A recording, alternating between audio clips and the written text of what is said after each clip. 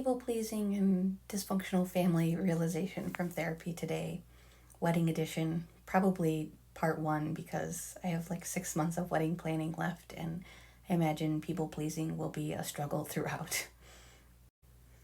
In therapy today, I spoke with my therapist about how I was struggling with getting comfortable with my decision to not invite my one stepbrother to our wedding. I have several step siblings. Some of them don't live locally, and others have like really clear, significant problems like um, major criminal problems or things like that, where nobody would really think twice about them not being at my wedding. But this one brother has a better reputation within the family, and I was closer to him as a kid, and so I think people will find it odd that he's not coming. And my therapist was helping me like explore my feelings around this and why I'm like struggling to be okay with this decision, why like part of me feels like I need to invite him even though I don't want to invite him. And we came to the realization that it really is about the way that I was kind of trained to think of family as a kid. I got those like common messages that family is family and you put family first, and just kind of this general message that like you owe things to your family and that you owe your family those things pretty much regardless of what they do. Maybe shy of extreme things like, I don't know, SA, and even then it's a little dicey.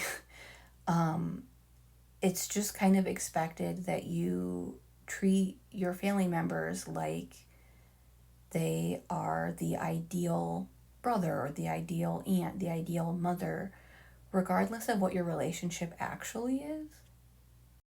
It's like you have to perform the roles and that you owe them that unless they have done something extremely egregious.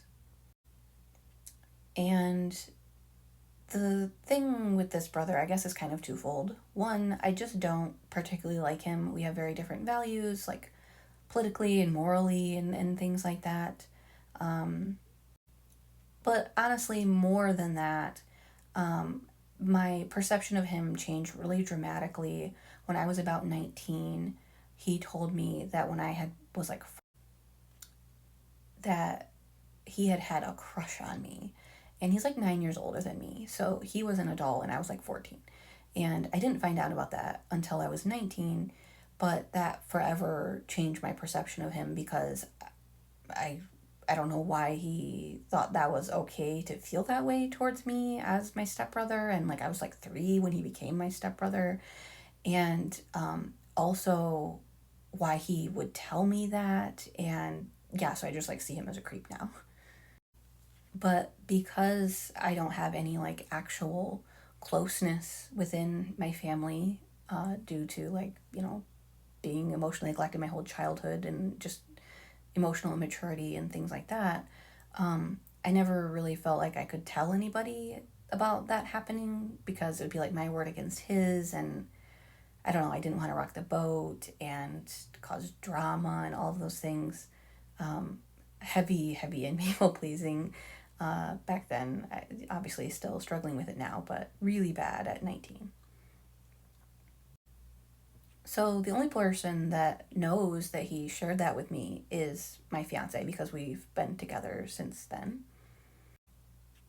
And he like had a conversation with my brother about how like unacceptable that was, and I guess that conversation was like awkward, but it went okay, and like he's never like said anything inappropriate to me since then. But I just will never see him the same way ever again, knowing that he felt that way towards me. And so I don't like him. I don't feel close to him. And I don't care for him to be at my wedding. And yet, because of the way I was raised, I feel like that is me slighting him somehow, or like I am, I don't know, failing as a sister or failing as like just like to be a good person, that it's like egregiously selfish or something to just not invite somebody to my wedding that I think is a creep and that makes me kind of uncomfortable. But it helped a lot to realize that was kind of the source of this anxiety, was that I have this like kind of family values that were injected into me as a kid that I don't really believe in, but that struggling with those old messages is why this is hard for me. And the reason it's easier once I realized that was because I really, really don't believe in that sort of a family system. I think that having that kind of a system where you just prioritize family over pretty much everything and act like everybody is great, even if they mistreat you or disrespect you or are creepy to you, um, I just, it's harmful. It's gross. I don't believe in that. And I don't want to perpetuate that system.